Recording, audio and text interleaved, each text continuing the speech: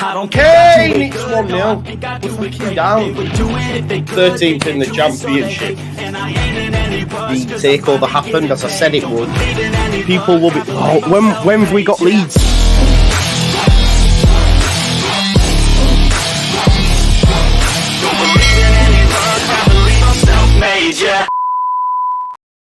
Now then, people, welcome back to the Just Joe Football Show. It's been a minute, hasn't it? 2 days, no content. You must be missing me because I've been missing you. I hope you are all doing well. Please do smash a like on the video, subscribe to the channel, get your comments in, and of course, hit that notification bell.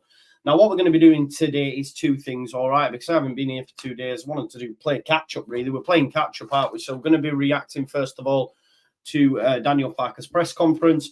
And then Phil here has done his annual article covering Leeds United and the January transfer window. So we're going to be having a look at that as well. Robert Taylor says, I have an overwhelming fear that we will lose.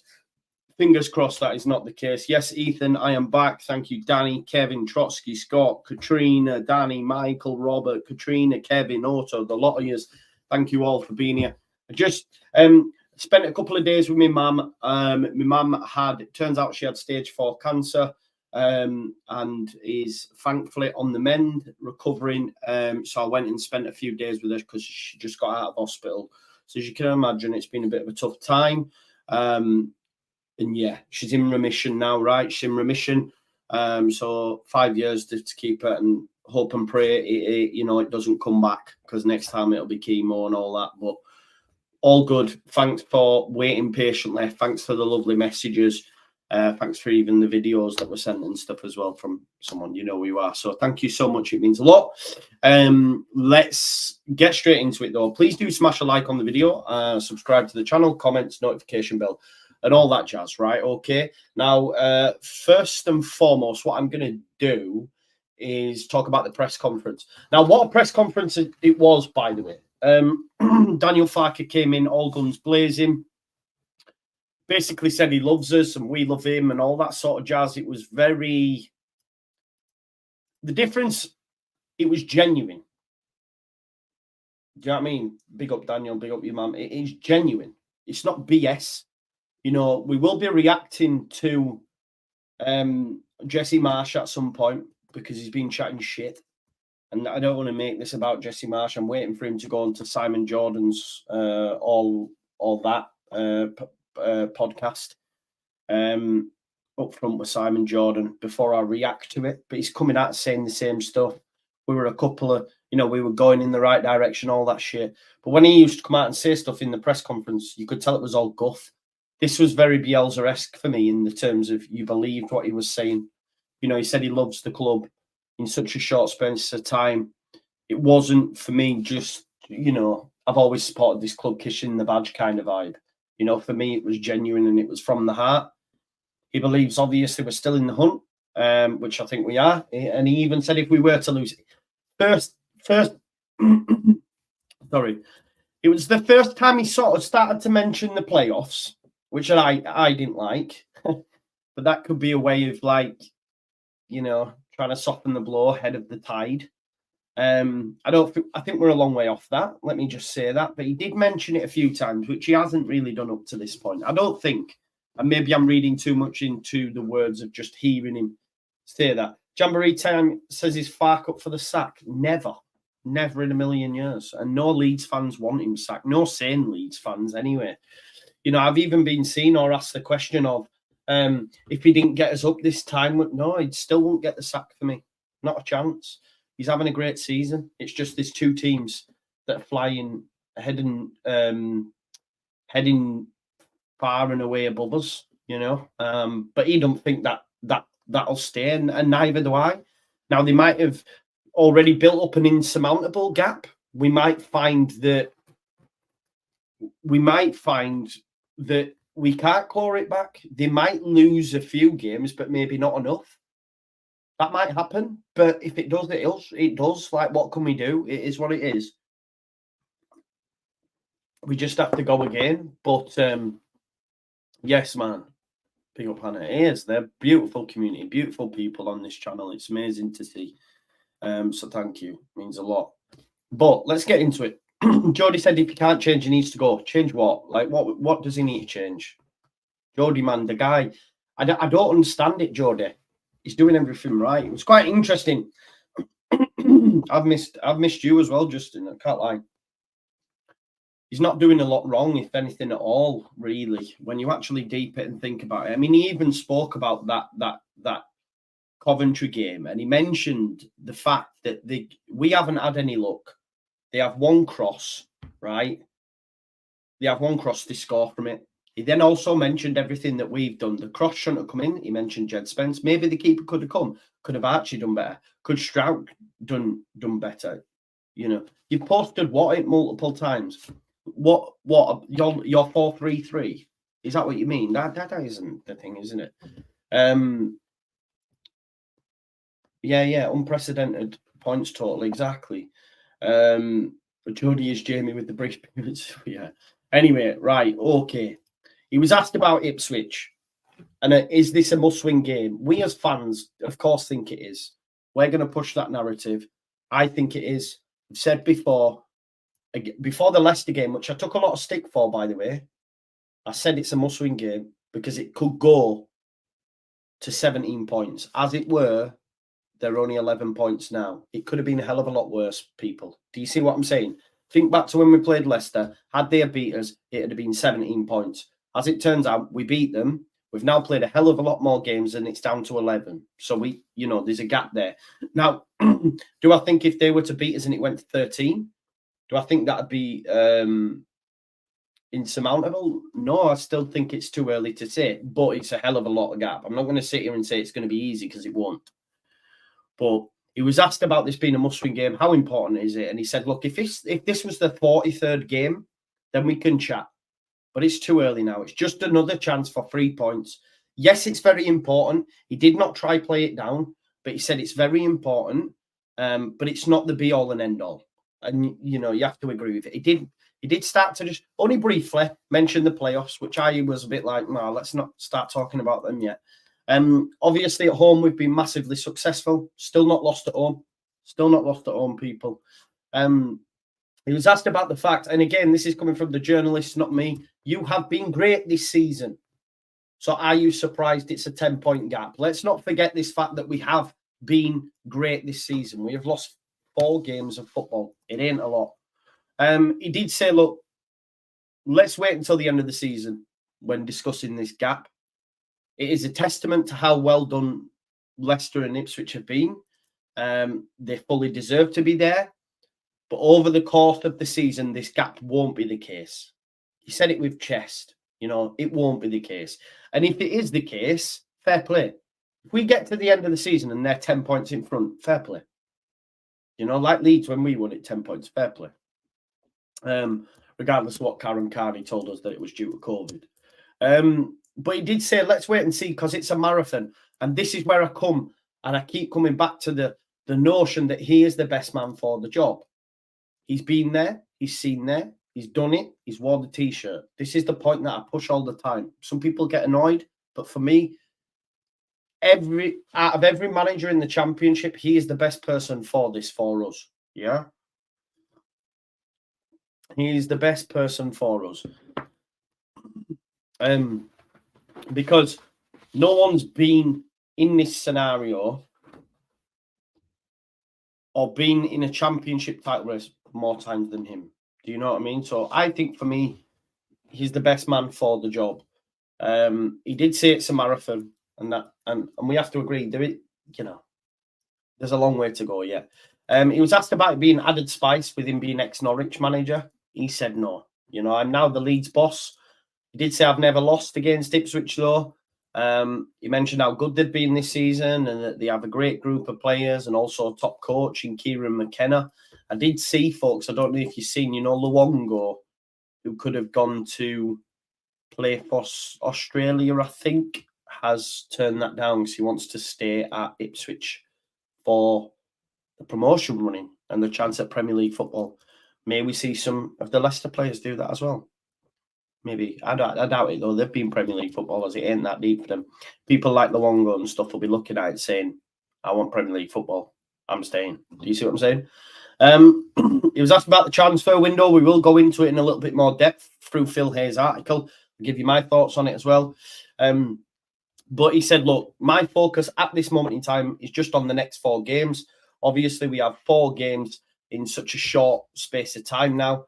If I just have a look at the fixtures for Leeds United, we have Ipswich on Saturday, then Tuesday we're away at Preston, then Friday we're away at West Brom, and then on the Monday we play Birmingham City. So between the 23rd and the 1st, which is 8 days, yeah, we play 4 games. 4 games in 8 days, people. Insane. And then we have some time off before the FA Cup. So yeah, for me, that's a hell of a lot of games, and I understand why you mentioned it. I do just want to bring this up, Jody, because you're saying left back is all we need, but Farkes not the right man for the job. I'm not too sure I can agree with you, because I think we need more than just a left back. Do you know what I mean? Detail, it says, personally, don't like the motivational speech. Very marshy for me. Definitely not. Nothing like him. Football's about opinions. We all have opinions. You watch stuff. You get. For me, it wasn't at all marshy at all. Everything that Farkes said came from a genuine place for me. He wasn't saying it to blow smoke up your ass. He was saying it because he meant it. Daniel Farkes ain't no way Jesse Marsh, but it's how you read it, D, right? It's how you read it, for sure. I thought it was rousing, as someone said there, rousing speech. Yeah, exactly. It was rousing. It wasn't just codswallop. But he did say, look, my focus is on the just the next 4 games. I've had to talk so much about transfers in the summer. We have the festive period. I can't avoid people talking about this stuff, but I expect a pretty quiet January for sure. I'm not sure I agree. It will be as quiet as he's making out. But we'll wait and see. And the thing is, he doesn't lie, Farkes. When he's been asked before, he's been pretty forthright. He's given his opinions, told the truth. The majority of the time when it comes to transfers, there's no cloak and dagger stuff. Bielsa, you could never get anything out of. If anything, Marsh just talked too much about anything, whereas Farkes will just be honest, right? I think when it gets to January, he'll know he's going to be battered with questions, so I think he'll get more. Jamie says, can only see us getting a left back. I think we'll get a 10 as well, mate. I do think we'll get a 10. I don't think he'll leave it there, if I'm totally honest. And I think it'd be suicide if they didn't, because they need a game changer off the bench for me. Just having a look, folks. We've got 74 likes on the video. If you could all smash a like on the video for me, at least get 100, can get some more viewers in this before we finish up. Andy Peacock said it's called keeping, yeah, exactly, yeah, keeping your powder dry. He was asked about rotation, the hot topic at Leeds United. I thought he gave some very good answers, which sort of put my thoughts in the bin, but said there will be a rotation at the same time. So basically said we will rotate this lineup because we've got 4 games. We've got 4 games in 8 days. So the schedule means mixing it up will be important. Remember again, folks, he has done this before on a number of occasions with his Norwich side. Okay, so let's hope he gets it right. He said it's important to listen to the science and the data behind it all, but there will be rotation. He was asked then, of course, about Ethan Ampadu. Again, and I felt he seemed annoyed about talking about Ethan because we keep pushing the Ethan thing in the presser. I wish they'd just come out and say, don't you think he's played too much, instead of skirting around it and just mentioning him, and then he goes on. But he did say about him, Ampadu, yeah, we probably do have to be careful with him because he has played every minute. He's the only player, though, that he said we need to be careful of. You know, and he did say, look, they're professional athletes. They sleep, they train, they eat football. And he also went on to say, if players, and this goes along with what a lot of fans say when they get the paid millions and they only play, he said, if I am in a situation where, you know, players can't play 2 games in 7 days or whatever it was, he says, then I don't want to be here anymore. And I think he's pretty forthright with that stuff because he always says, we get the money, so we can't complain. Do you know what I mean? So He did mention being careful with Ethan, but did say that the players are fit, they're ready. And look, if you've watched it, if you haven't watched it yet, I did the video with Jacob, the Norwich fan. He played Ollie Skip every single minute. Yeah, he played Skip every single minute. So expect more of the same with Ethan Ampadu. Probably might have to switch him out during these 4 games in 8 days, but outside of that, he's probably going to play every minute. But he did say, look, other than Ethan, everyone else definitely ready to go, and says the same about Ethan as well. So I think Ethan Ampadu, of course, I don't think any of us expect him not to play anywhere in this game, because it's arguably the biggest game of the season so far, more so than Leicester was at the time. Yeah, well, maybe no, because if we'd have lost to Leicester, it's 17 points, but it's a massive game nonetheless, isn't it? He did say, though, we need to stop focusing on this rotation thing, because if my players can't play these many games, they shouldn't be in the game. I shouldn't be in the game. And I think that was more because it's something that keeps getting mentioned by content creators, by journalists, by fans, by everybody, this rotation thing. And I think he'll be aware of that fact. So, because he went on to say, look, it's like those that rest players. When the playoffs signed, sealed, delivered, I'm yours, Stevie Wonder tax. Right, he said that when you've rested players for the playoffs, it never works. It never pays off, because they need to have rhythm. So he said for him, 7 days between games, there is no problem. Okay. Obviously, during this period, though, he's going to rotate. If he doesn't rotate, I'll be very surprised. I'm expecting changes anyway for the Ipswich game. Not wholesale, but a few. He did say there will be changes during this period. He was asked about Poveda and Firpo. He did say Poveda's come back from international duty and is in the mix. He said he's done some really good stuff in training as well. He mentioned that. So that's a positive, because I do think, and listen, I'm not his biggest fan in terms of player, but I think there's a case that sometimes he can come on when we need that sort of creative force in there, in that 10 in a central area. I think he's looked half decent. He mentioned Junior Firpo, said he's likely to be in contention. The thing is, for me, and I was thinking about it, do you start Firpo over Spence? Is that a wild take? And I hate Firpo, but I do think Spence isn't really working out there, just him and Somerville. But he did mention a little bit later on about how it's improved since he came in, and probably keeps working on their synergy between Somerville and Spence. It's a wild take. It won't happen. I was just thinking, is it something to consider? Because no one's going to come in at right back. I can't see him. Even if you want them switching round, which I argue would say, I just don't think he takes Gray out of right back because of how well he's done. Just going on what we know about Farkes up to this point, that if you're playing well in your position, then you play. Do you know what I mean? So I just don't think he'll take him out. Dallas, Byram, Shackleton all out. Dallas still training individually.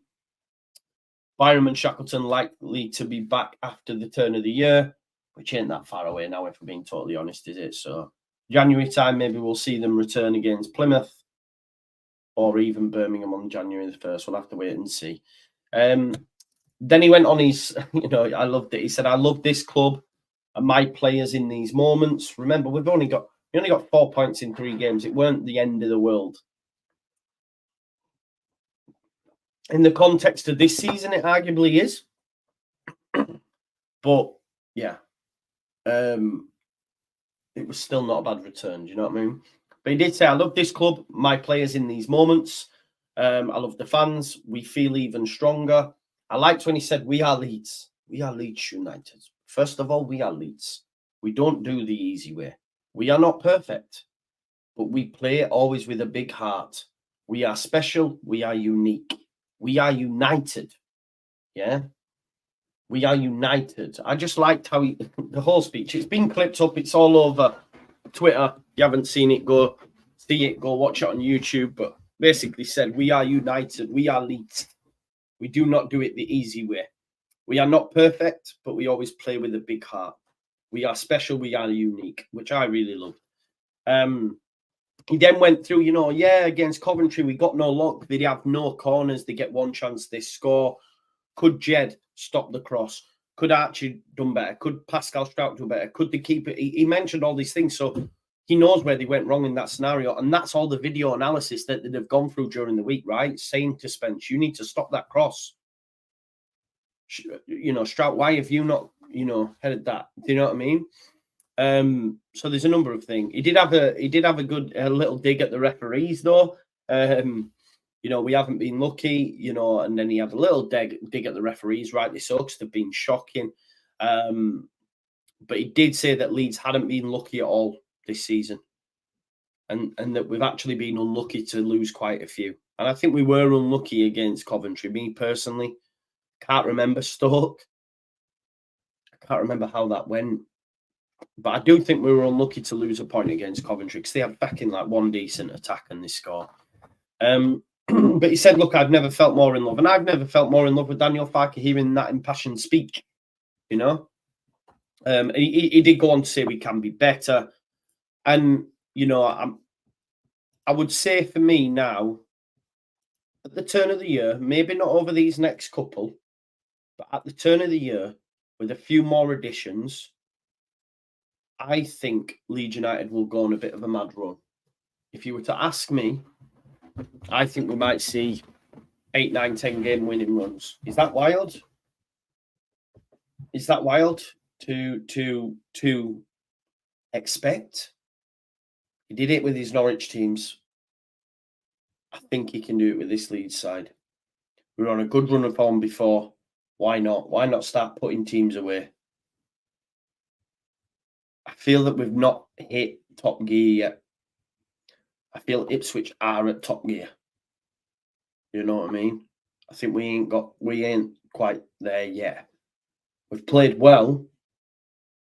We blew Watford away. We battered Huddersfield. Outside of that, we haven't been great. I thought we were great against Millwall away from home, which was quite a shock to win 3-0 at their place. But I don't think we've been right up at it. And I'm expecting, and this is no cap, I'm being serious, I'm expecting us to go on a very strong run. And pressure will be put on those above us. And then we have to see how the land lies. We have to see how the land lies for sure. Hopefully we can start with it. If we pick up 3 points, it's massive, isn't it? It drops it down to 7. Having beaten them home and away, it puts pressure on them.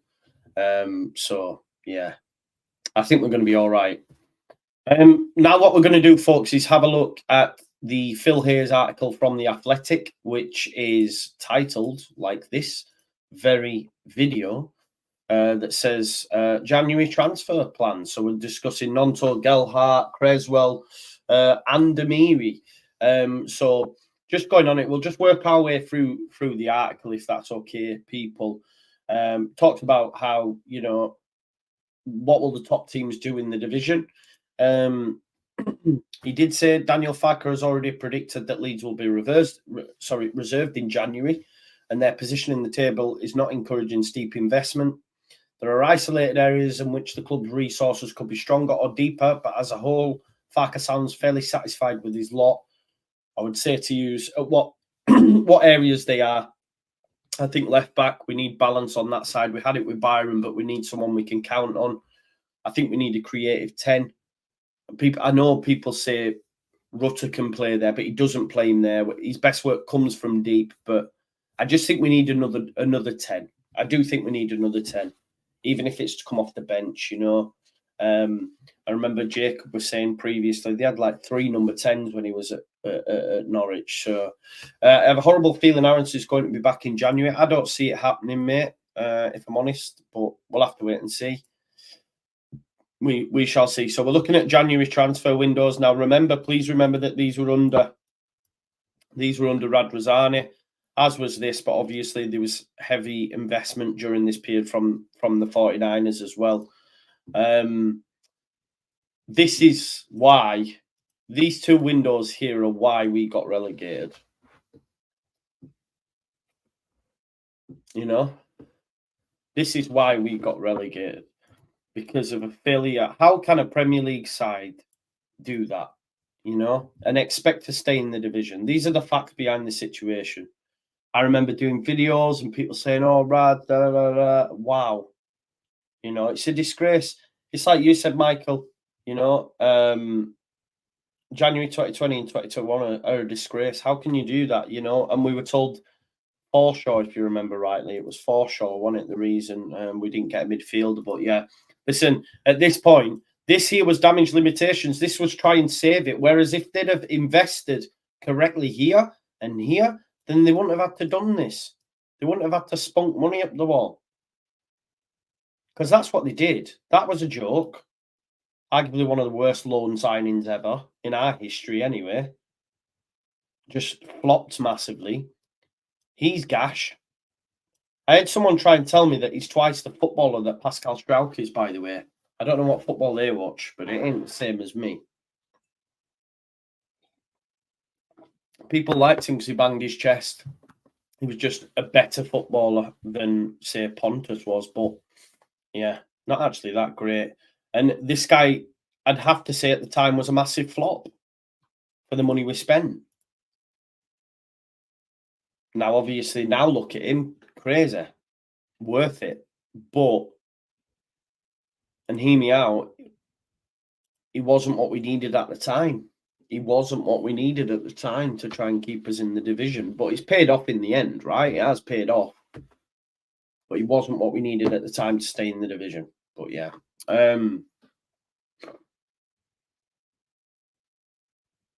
Lewis says twice the player.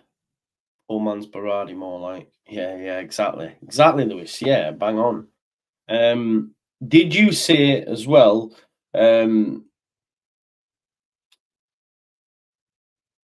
did you see, sorry, I was just reading Dominic's comment. Did you see that Billy Sharp's gone to Hull City?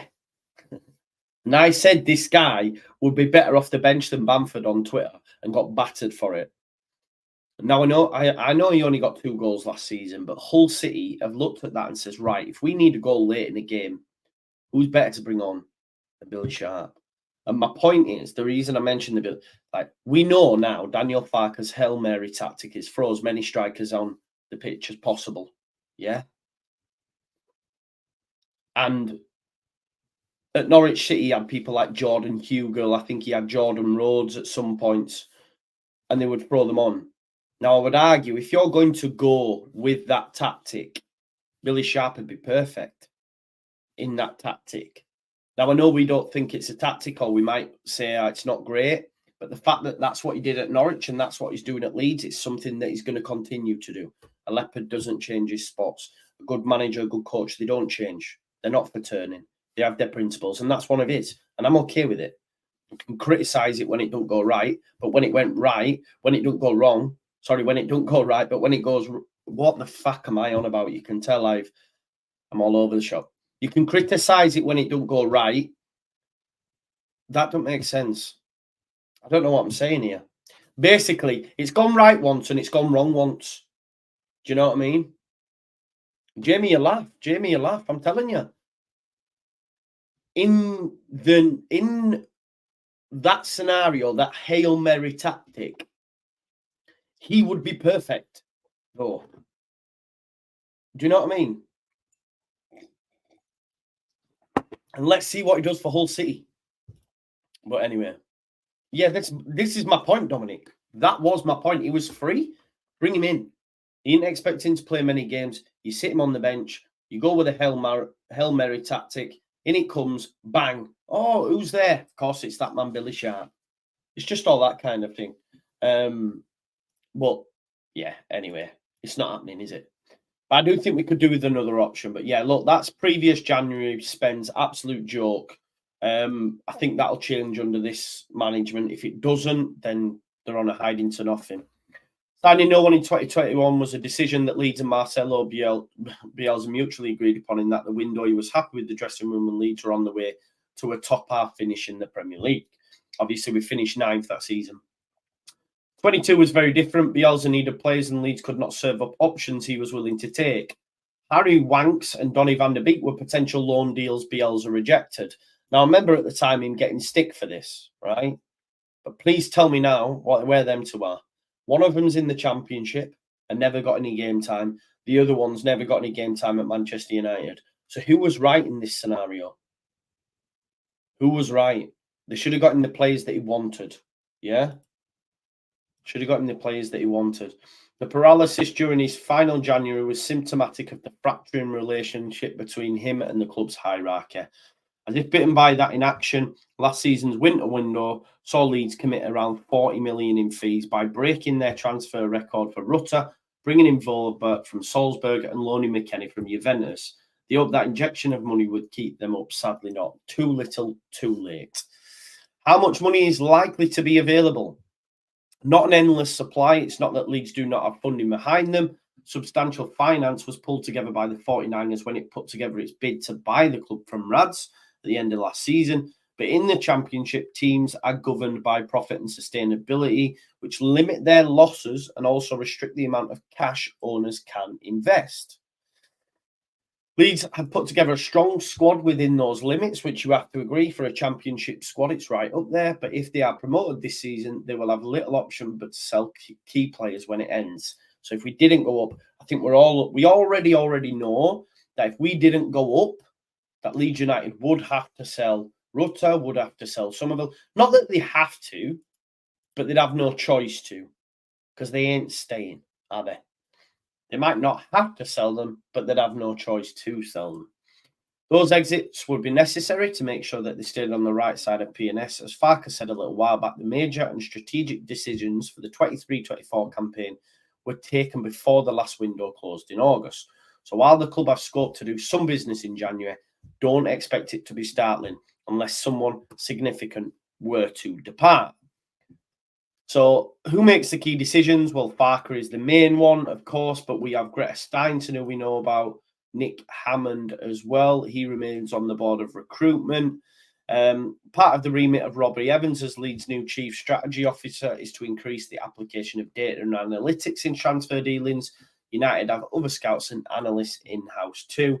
Farkes has the final say, which I think is very important, which is something that he insisted in when he took the job, which I think it should be. I think the manager should always have the final say, because if not, you end up with players that you don't want. Do you know what I mean? You end up with players that you don't want.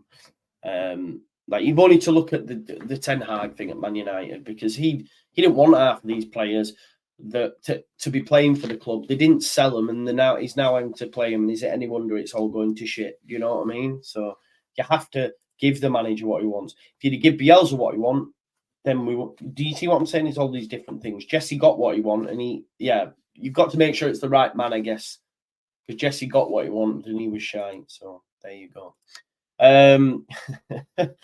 He asked for the title of manager because he didn't want to be a head coach who had players or tactical structures hoisted upon him. This is very much his squad and his plan. Farkes wanted group, yeah, but that's on him, right? That's on him if it doesn't work. You know, I don't think he will hide from that fact, and I expect Gruyev to get some minutes during this period. What I won't say though, and I don't know if that's been pushed by a narrative, I think someone said it to me, he's not a left back. He's not a left back. I've seen him on left of a back three. He was shite there. He's not a left back. I watched him against Bulgaria. He looks so out of place. So there's no way that whoever's been to, I don't know, but it is what it is. What are the priority positions Leeds could do with an extra left back? No shit. We've needed one for years, haven't we? Farkes said he's been thinking of bringing one even before Byram and Firpo got injured, but those absences must be crystallising his thinking. Byram has been excellent, but his injury issues means Leeds cannot lean on him too much or expect him to be unbreakable.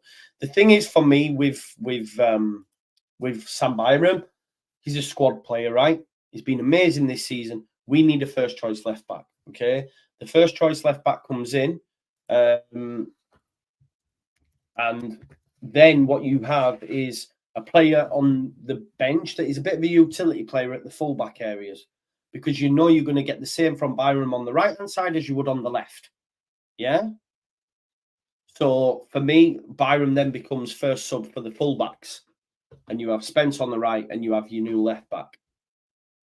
That's if he ever moves Gray from right back. But yeah, I think we need a first choice left back to come in the door. It says Firpo's hardly been available, and his performance has rarely erased doubts about his game suitability. Yet there's still people out there, by the way, who say he is good for this level. Left back aside, number 10 would appear to be the position where Farkes' choice is slimmest. If he is not going with the Rutter Joel Pirro combination up front, it is not clear who is best suited to that role. Farkes has players who could have a go, but he does not have many obvious specialists. And that's the one for me. We need a specialist number 10. Yeah? We need a specialist number 10. Even if initially they're going to come off the bench when we need to switch it up, if he continues to persist with Pirro and Rutter, then we need someone who's going to be able to go, right, I can open the door. So who might the targets be? Well, could Leeds United dip back in the market for Nadim Amiri? Now, my good friend Lockie just talks about this guy nearly every day and says we need to go get him still. Apparently, he's regretting to come because he hasn't had any minutes. He was annoyed, obviously, with his brother, and I don't know if he's changed camp or whatever. But he's not played any minutes for Bayer Leverkusen. Bayer Leverkusen are flying under Xavi Alonso. He's not going to get minutes again, so he's gonna leave, right? But Leeds was still angry with what happened. If you remember, he was spotted walking around the town. I know I said it wasn't him, but in the end out, it turns it wasn't. He was wearing Giacomo. Yeah. Jack Jones, Primark gear. So, yeah. So Farke tends to be fairly ruthless and uncompromising in situations like that. And it would be a surprise if United thought about reinvesting in Amiri. We have seen this, right? Farke is pretty like, he will see it as a bit of a diss to Leeds United. You had the chance, you know, we know how he felt about the Max Aaron's situation. We know how he was when Nonto, Thinney and co refused to play. He just said, right, you're not training with us. So you don't fuck about when it comes to that shit, you know what I mean? So maybe they won't go back in for Amiri, but I think what it does tell us is that they still want a number 10. Yeah. They had a good look at left back Charlie Taylor in the summer, but Taylor looks too involved. I mean, I've got Charlie Taylor in my fantasy team, people, and he's been getting me the odd assist here and there. He's not going anywhere. So yeah, that's that one done. So yeah, Taylor looks too involved, but he does his contract. But listen, he's not gonna leave. He's going to keep himself in the shop window, even if he don't get a new deal at Burnley. Just playing minutes in the Premier League means he'll be decent, signing on fee, etc., and all that for anyone he does choose to move to after that. So I just don't think we're going for Taylor. Now, of course, there's been a lot of names mentioned. We'll have to wait and see. Josh Doig is one that Andrea keeps mentioning, who is out in Italy, I believe.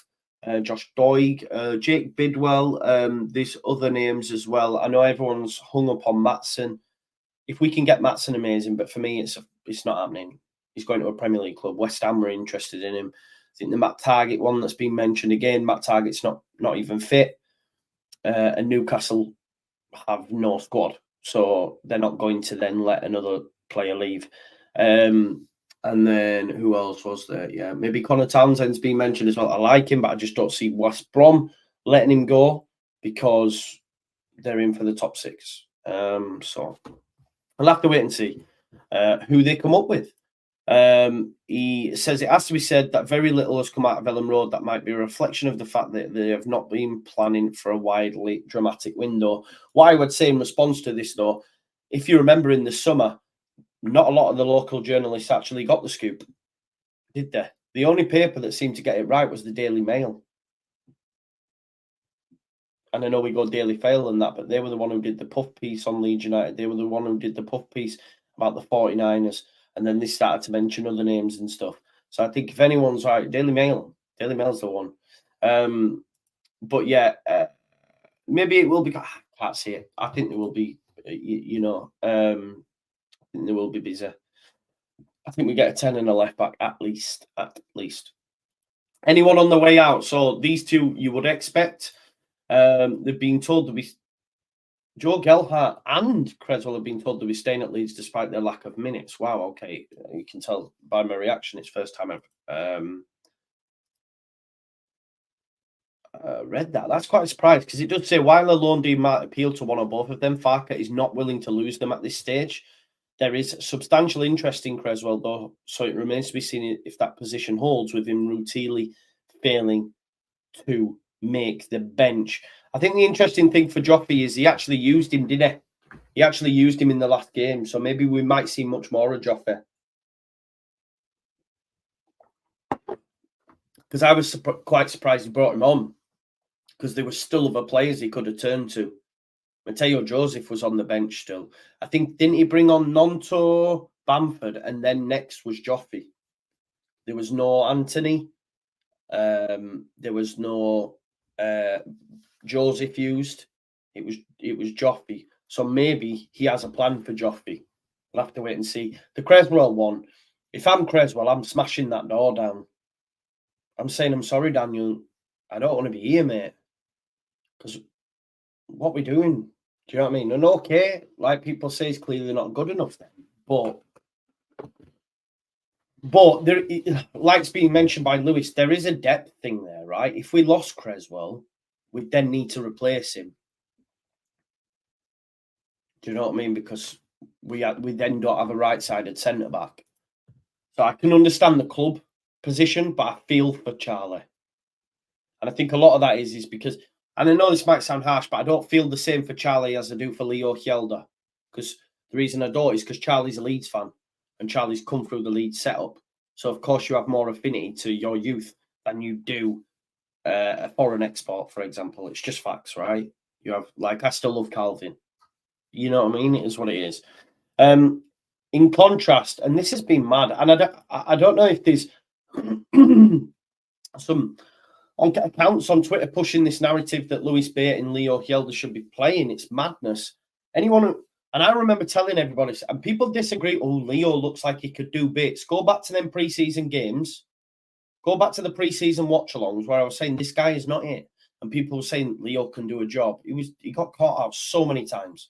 And we were told by a Rotherham fan at the start of the season, he's good, but he's not good enough for a team challenging for promotion. And that has come to pass. Leo is not the one. Leo was wanted in the summer by a team, was it Salernitana, I think, in Italy? I think he goes out there. Lewis Bate, for me, his stature is an issue. Now, I know there are a lot of great small players out there. I get it, you know. Your David Silvas, your Iniestas, all these folks. I get it, Messi's, right? But Lewis Bate's not there, is he? Now, when I look at Lewis Bate, and I know there's a lot of people that will watch this and say I'm chatting chicks, they love him, right? But I loved Robbie Gotts. I loved Alfie McCalmont. They're all similar sort of stature in a position that sometimes you need to have a little bit more physicality, and that maybe comes with time.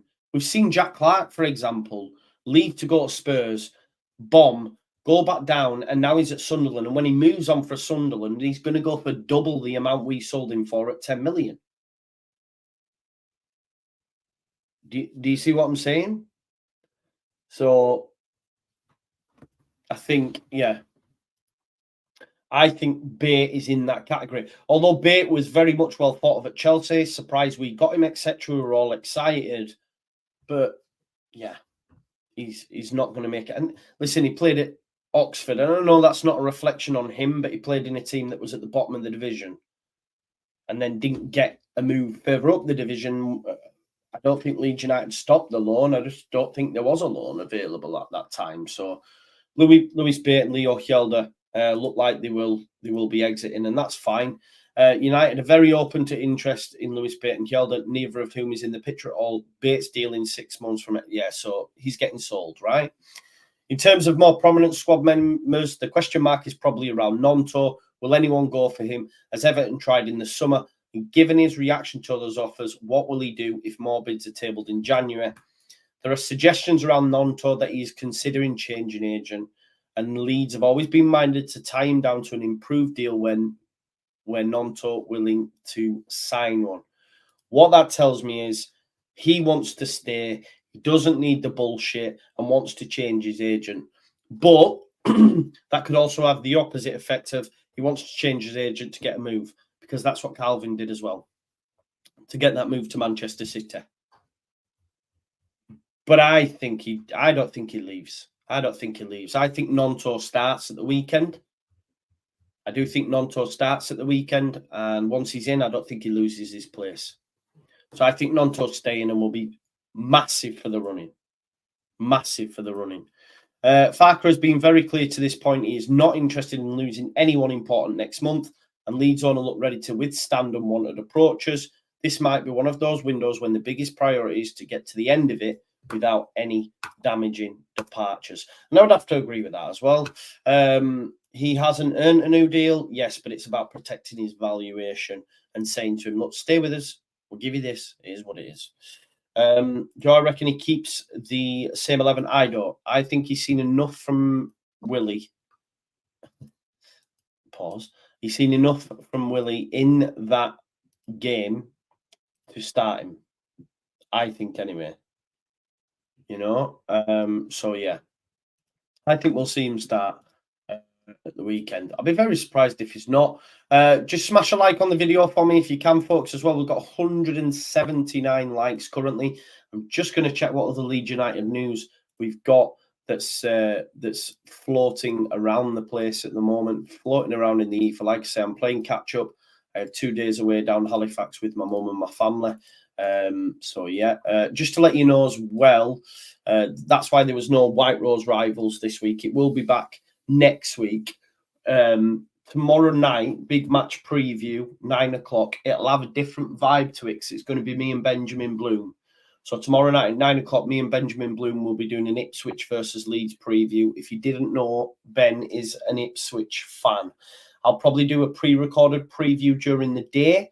And then on the evening at 9 o'clock, there'll be a live with me and Ben ahead of Saturday's game against Ipswich. Don't forget, we've got Leeds versus Ipswich starting at 11:30. Then after that, we'll have Leicester versus Rotherham. Leicester at home against Rotherham. Come on, the Millers.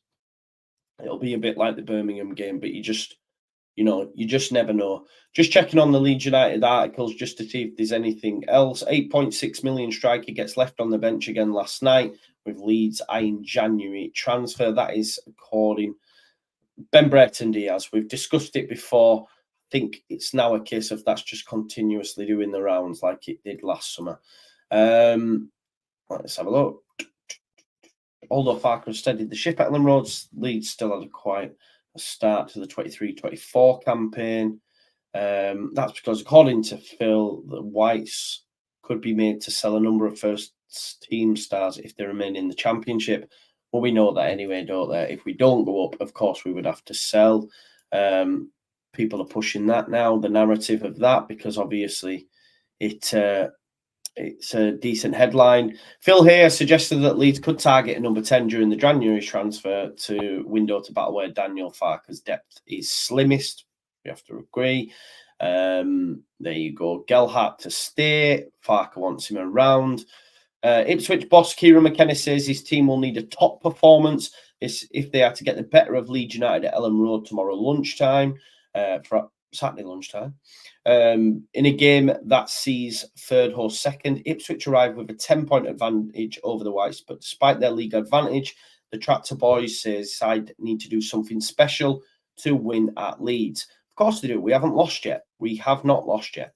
There's no doubt about it. It's a top opponent, said McKenna. It's a big step up again. We felt like Middlesbrough, Watford, and then Norwich was a big step up to have that level of opponent in the space of a week, especially with 2 of those games away. Did they win all of them?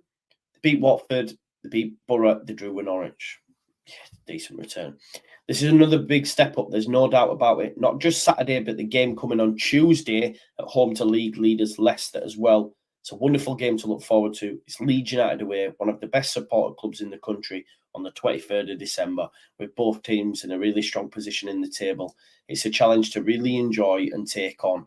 It is, isn't it, really? What a game. What a game on the 23rd, Saturday, 2 days before Christmas. Nice little Christmas present for for Leeds United. 3 points, hopefully, at home against the Tractor Boys.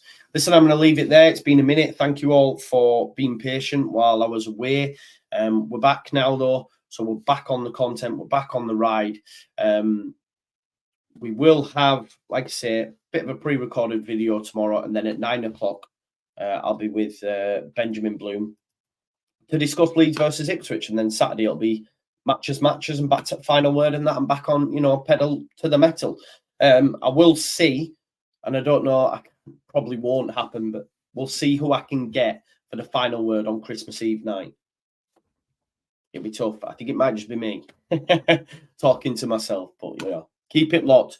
Hope you all enjoy your Christmas. Have a great Christmas. Have a great evening, and I'll speak to you all tomorrow. I love you all, man. I'm going to go get my head down now because it's been a mad few days.